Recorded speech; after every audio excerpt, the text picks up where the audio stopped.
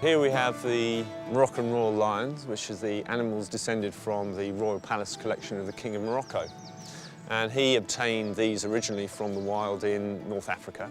And what's particularly interesting about these animals is some of the differences you see compared to lions you might see in sub-Saharan Africa.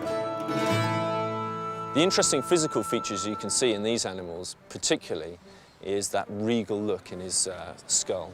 So he has a very, very long, straight nose and quite a straight line that runs from the crown of his head down to the tip of his nose. He also has quite a distinctive narrow muzzle. And then if you look at his eyes, you've got very pale eyes. And these are all characteristics which are consistent with the pictures and artistic depictions of Barbary lions from North Africa. It might seem quite a peaceful animal looking at him sitting there, but of course historically the North African lions, the Barbary lions, were used extensively by the Romans in their gladiatorial combat. So they used to take hundreds of animals from North Africa and use them in combat with gladiators and in animal fights in the Colosseum.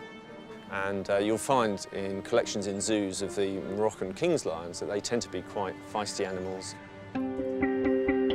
So if you look at your average sculpture in any of the cities, great cities in Europe, if you think of the heraldic emblems and flags with lions on them, it's Barbary lions from North Africa that inspired that image. The big mane, the powerful body, and the sort of aggressive but regal look to the animal.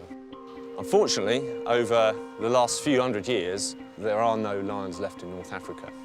The Barbary lion is extinct in the wild. Except some of those animals were taken into the King's collection in Morocco, and we believe that as that population has been kept in captivity, it's offered us a chance maybe to rediscover Barbary lion, or lions that at least have some of that ancestry in them, and this is where these guys come in. To do this, we need to look at their own DNA, we need to compare it with museum specimens of Barbary lions, but we also need to compare their DNA with lions that come from other regions of the world, so we can compare whether these animals are different to populations of lions that we find in different parts of Africa and in India.